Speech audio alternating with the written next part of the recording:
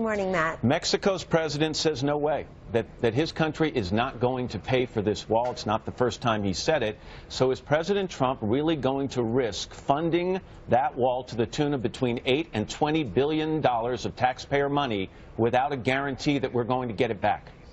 President Trump has been very clear and consistent on this point, Matt, that he's going to build the wall. Mexico will pay for it, whether they pay for it straight out or it's reimbursed later on after congressional funding. Let's talk about what this wall means and what executive action yesterday really signifies. It's a construction of a physical wall in our southern border, and it really, in addition to it, we're allowing more tools and resources for our law enforcement officers and our border agents. Yeah, but this payment issue, Kellyanne, is a big issue.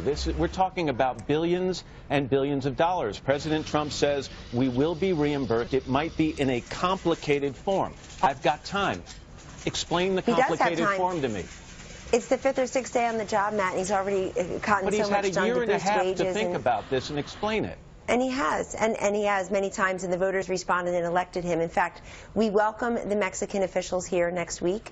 We know it'll be a productive but far-reaching conversation, and we know that Americans are tired of people and drugs spilling to our communities. That's what this is about. It's about being a sovereign nation. The United States of America spends billions of dollars protecting other countries' borders. It's high time we spend some money protecting our own. However, you keep saying he has explained it. Even as late as yesterday in that interview, he said it will be in a complicated form. He didn't specifically lay it out. I'm asking you, can you do that?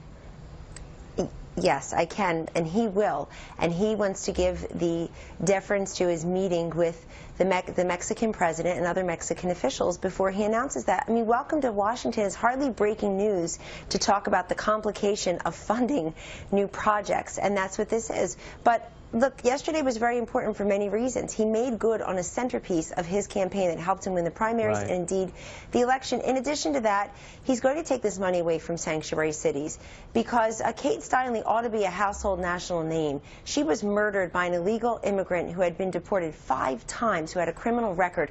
Why was he being harbored in Nancy Pelosi's San Francisco in a sanctuary city? Let me ask they own that. Let me ask you one question about torture. The president said